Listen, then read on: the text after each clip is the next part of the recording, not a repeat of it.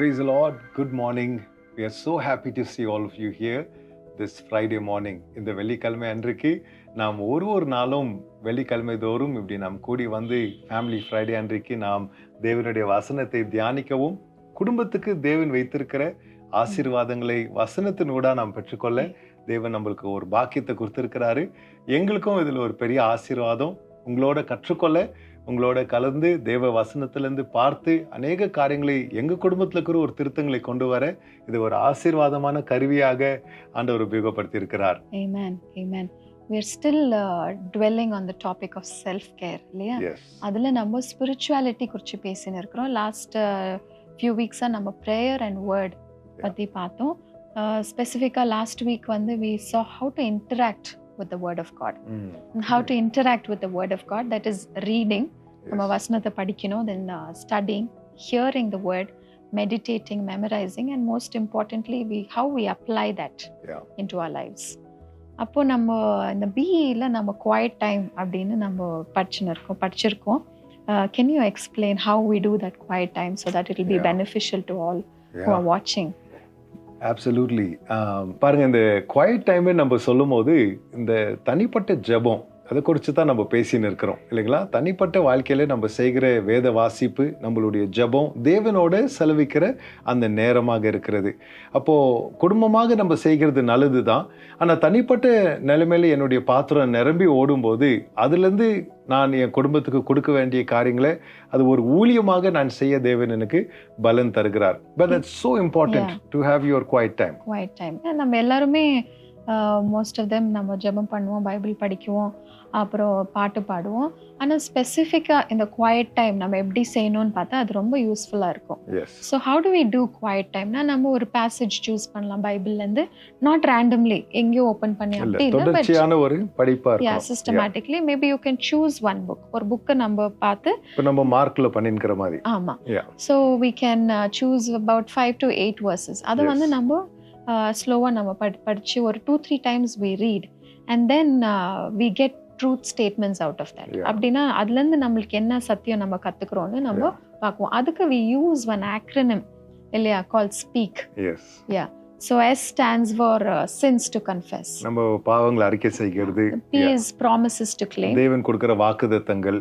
E is examples to follow. நம்மளுக்கு உதாரணங்களை வசனத்துல இருந்து பார்க்கிறோம். A is actions to take. நம்ம செயல்பாடுல செய்ய வேண்டிய காரியங்கள். And K is the knowledge of God. தேவன் அறிகின்ற அறிவு. இந்த 5 காரியங்கள் நம்ம வேத வசனம் வாசிக்கும் போதவே இந்த காரியங்களை நம்ம அந்த பகுதியிலிருந்து நம்ம கவனிக்கலாம். It has been very interesting and a blessing to all of us. We have been doing the book of Mark. Yeah. So can you give us an example of what you have been meditating? இப்போ நேற்று தினத்தில் பார்த்தீங்கன்னா mark 1வது அதிகாரம் 9வது வசனத்தில் ஒரு வசனத்தை நான் படித்து என் தியானத்துக்கு அது ஒரு ஆசீர்வாதமாக இருந்துச்சு. அந்த 5 வசனத்தில் அந்த ஒரு வசனம் என்ன சொல்லுதுன்னா, இயேசு ஞானஸ்தானம் பெற அவர் நசரேத் என்ற கலீலியாவிலிருந்து கிளம்பி யோர்தானுக்கு வருகிறார் என்று அந்த வசனம் இருக்கிறது.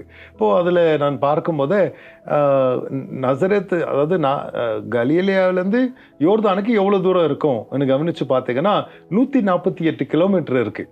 அப்போ இயேசு வந்து கலீலியாவிலேருந்து யோர்தானுக்கு ஞானஸ்தானம் பெற தேவனுடைய சித்தத்தை நிறைவேற்ற அவர் எவ்வளவு இன்டென்ஷனலா இருக்கிறார் பாத்தீங்களா?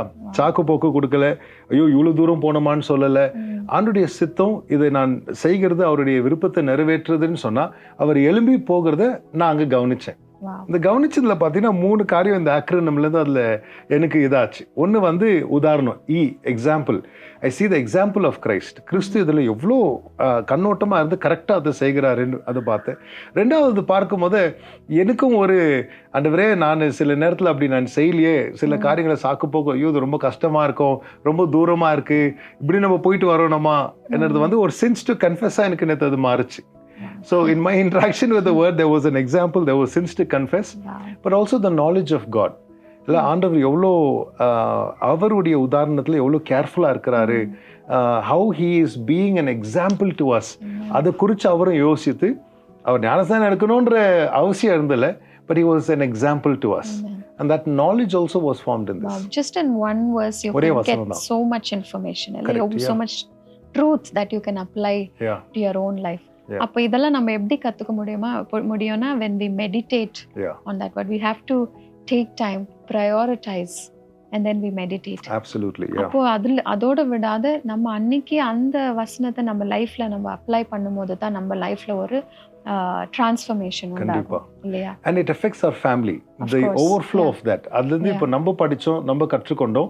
இப்போ நான் என் பிள்ளைங்களுக்கு என்ன சொல்லி கொடுக்குறேன்னா, நான் இது தேவ வசனத்தை கற்றுக்கொண்டேன். இயேசு சோம்பேறியா இல்லை, இயேசு வந்து கர்த்தருடைய சித்தத்தை நிறைவேற்ற சாக்கு போக்கு கொடுக்கல, அவர் எழும்பி உடனே அதை செய்கிறாரு, தீவிரமா இருக்கிறாரு. So many lessons.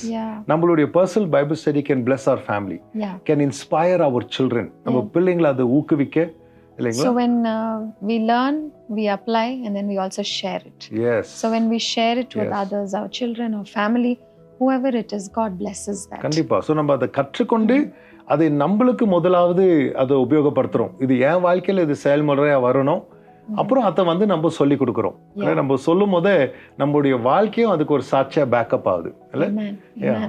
தேவ வசனம் நம்ம வாழ்க்கையில இப்படி செயல்படும் போது பாத்தீங்கன்னா என்னென்ன திருத்தங்களை நம்ம குடும்பத்தில் கொண்டு வர வேண்டுமோ, என்னென்ன திருத்தங்களை தனிப்பட்ட வாழ்க்கையில் கொண்டு வருவோமோ, அதெல்லாம் தேவனுடைய வார்த்தை செய்யும். இந்த வார்த்தை, இந்த குவைட் டைம்ன்றது வந்து ஆப்ரேஷன் ரூமுக்கு போகிற கணக்குங்க. இப்போ ஆவிக்குரிய சிகிச்சை நம்ம வாழ்க்கையில் நடக்கும் போது, என் வாழ்க்கையில் முதலாவது நடந்தால் என்னுடைய உறவு என்னுடைய மனைவியோட, என்னுடைய பிள்ளைங்களோட அது சரியாக இருக்கும். அவங்க வாழ்க்கையில் அது நடக்கும் போது, ஏன்னா ஆண்டவர் பாருங்க எல்லாமே அறிந்தவராக இருக்கிறார். நம்ம உள்ளங்களை, நம்ம நோக்கங்களை, நம்ம ஏக்கங்களை, நம்ம தீர்மானங்களை எல்லாம் ஆண்டவர் புரிஞ்சு வச்சுன்னு இருக்கிறாருங்க. அப்போ இந்த குடும்ப கட்டமைப்பு செம்மையாக கரெக்டாக ஒரு சித்தத்தின் பிரகாரம் நடக்கிறதுக்கு ஆண்டவர் அநேக வழிமுறைகளை வசனத்தில் வைத்து நமக்கு, அதான் வசனம்ன்றது ஜீவனுள்ள தேவ வார்த்தையா இருக்கு. அப்போ இந்த வசனத்தை நம்ம தியானிக்கும் போது இந்த வசனம் என்ன பண்ணுதுங்கன்னா நம்மளை திருத்துது இல்லைங்களா? தேவ வசனத்தை நம்ம பார்க்கும் போது யாக்கோபு 1வது அதிகாரத்துல 23வது வசனத்துல அது ஒரு கண்ணாடியை போலன்னு சொல்றாரு. அப்போ நம்ம நிலைமையை எடுத்து காட்டுற ஒரு வசனமா இருக்குது. எரேமியா 23வது அதிகாரம் 29வது வசனத்துல பார்க்கிறோம், ஒரு சமட்டியை போல இல்லைங்களா? சில நேரத்துல நம்மளுக்கு கோபங்கள், மூர்க்கங்கள், சில வைராக்கியங்கள் எல்லாம் இருக்கும். இந்த வசனம் என்ன பண்ணோம்னா மனுஷன் வார்த்தை மாற்ற முடியாததை வசனம் ஒடிச்சு திருத்தும் இல்லைங்களா? மல்கியா 3வது அதிகாரம் 2வது வசனத்துல சொல்றாரு, இந்த வசனம் ஒரு தீய போல இருதயத்தை உருக்கினது என்று இல்லைங்களா? கல்லான இருதயத்தை உருக்க ஒரு கோல்டு பார்த்தீங்கன்னா கல்லு தான் இருங்க, கல் இல்லைங்களா? அது ஒரு அழுக்கான கல்மஷம் நிறைந்த பூமியிலேருந்து அதை வெளியே எடுத்துட்டு வந்து அதை புடம் எடுக்கிறாங்க. எப்படிங்க? தீயில போட்டு தான் புடம் எடுக்கிறாங்க. அப்போ தேவ வசனம் நம்ம குடும்பத்துக்கு அது போல ஒரு தீய போல இருக்கும். எபிரேயர் 4வது அதிகாரம் 12வது வசனத்துல நம்ம பார்க்க டபுள் எட்ஜட் சோர்ட் இல்லைங்களா? ஷார்ப்பர் தென் எனி டூ எட்ஜட் சோர்ட். இந்த இருக்குள்ள கருக்குள்ள பட்டையை என்ன பண்ணுவாங்க, நம்ம இருதயத்தை, நம்ம சிந்தனைகளை, நம்மளுடைய the thoughts, even the intents of our heart, இது பகுத்தறிந்து நம்மளை சீர்திருத்த தேவனுடைய பட்டயமாக நம்ம வாழ்க்கையில கிரிய செய்கிறதாக இருக்குதுங்க. 1 பேதுரு 1வது அதிகாரம் 23வது வசனத்துல பார்க்கிறோம், இது தேவனுடைய வித்து நம்ம ஆத்மாவை புதுப்பிக்க, to quicken our soul, it is the seed of God. ஹல்லேலூயா. இந்த வசனம் 119வது சங்கீதம் 105வது வசனத்துல இந்த வசனத்தை நம்ம பார்க்கணும், நம்ம பாதைக்கு இது தீபமாக, to show light to our path. We need the word of God. ஹல்லேலூயா. இந்த ஜீவ வசனம் நம்ம வாழ்க்கையில தினந்தோறும் இதுக்கு நம்ம முக்கியத்துவத்தை கொடுப்போம். தனிப்பட்ட வாழ்க்கையாகவும் குடும்பமாகவும் வசனத்துல நம்ம இருக்கும்போது நம்மளுக்கு அது ஆகாரத்தை தேவ ஒரு மன்னாவை போல இல்லைங்களா? தேவ வார்த்தையை நம்மளுக்கு ஊட்டி, நம்மளை பலப்படுத்தி, நம்மளை சுத்திகரித்து, நம்மளை தெளிவாக்கி நடத்துகிற தேவ வசனம் நம்ம குடும்பத்துல மத்திய இடத்துல கிறிஸ்துவின் வார்த்தைகள் நம்ம வாழ்க்கையில காணப்படும் போது நம்ம குடும்பம் சந்தோஷமா இருக்கும். இன்னைக்கு நம்ம எல்லாரும் சேர்ந்து ஜெபித்து நம்ம குடும்பத்தை ஆண்டு கருத்துல நம்ம ஒப்பு கொடுக்குங்களா? ஹல்லேலூயா. பிதாவே, உமக்கு நாங்க நன்றி சொல்கிறோம் ஏசப்பா. இந்த காலை வேளையில ஆண்டவரே உம்முடைய வசனத்தை குறித்து நாங்க பேச, நாங்க தியானிக்க, குடும்பங்களாக நாங்க எப்படி செயல்படணும், வசனத்தை நம்ம எப்படி பார்க்கணும், சும்மா ஏதோ ஒரு வசனம், ஒரு அதிகாரம் படிச்சுட்டு ஓடுகிற அனுபவமா இருக்கக்கூடாது. ஆனா இந்த வசனத்தை நாங்க தியானிக்க, இந்த வசனத்தை நாங்க தேட, இந்த வசனத்தை நாங்க கை கொள்ள, வசனத்துக்கு நாங்க கீழ்ப்படிய, வசனத்தை நாங்க படிச்சு நாங்க அதை செயல்முறையில கொண்டு வந்து நாங்கள் முதலாவது அதை கையாண்டு கொண்டு அப்புறம் நாங்க அதை சொல்லிக் கொடுக்க, எங்க குடும்பங்களுக்கு சொல்லிக் கொடுக்க, வசனத்தினால நாங்க திருத்தப்பட, நாங்க பல மக்களுக்கு ஆசீர்வாதமா இருக்க, உங்களுடைய வார்த்தை எங்களுக்குள்ள வெளிச்சமாக மாறட்டும் ஐயா. எங்க குடும்பங்கள் எல்லாம் உங்க கருத்தை நாங்க ஒப்பு கொடுக்குறோம் ஆண்டவரே. இன்னைக்கு கற்றுக்கொண்ட அந்த சில வழிமுறைகளை நாங்க வசனத்துக்கு தினந்தோறும் எங்களுடைய தியானத்துக்கு நாங்க கற்றுக்கொண்டு அதை நாங்க அப்ளை பண்ண எங்களுக்கு உதவி செய்யுங்கப்பா. உமக்கே துதிகன மகிமை உண்டாகட்டும். இயேசு மூலம் ஜெபிக்கிறேன் பிதாவே. ஆமென். ஆமென். கர்த்தர் உங்க எல்லாரையும் ஆசீர்வதிப்பாராக. உங்களுக்கு ஏதாச்சும் கேள்விகள் இருந்தால் நீங்கள் இந்த காமெண்ட்ஸில் கீழே நீங்கள் உங்கள் கேள்விகளை போடலாம்.